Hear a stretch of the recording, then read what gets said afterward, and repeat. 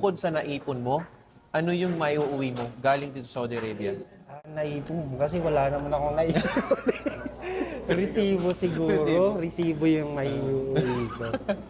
Siguro may uwi ko yung yun na nga, yung bukod sa experience sa trabaho, sa mga natutunan sa bawat nakatrabaho, sa bawat nakasama in terms sa trabaho, sa mga bagay-bagay.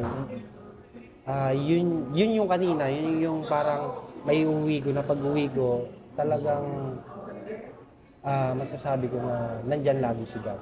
Nandyan lagi yung Diyos. Don't worry sa kung ano man yung bukas. Andito lang ako para sa ganun yung kumbaga meron na akong lakas ng loob.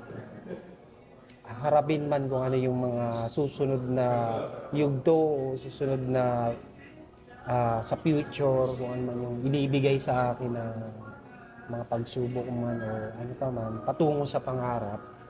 Siguro meron na akong lakas ng loob na parang kasama ko sa loob. Kung ano man tong pagdadaanan ko, nandyan si God. Yun. Yun, ayos, bro.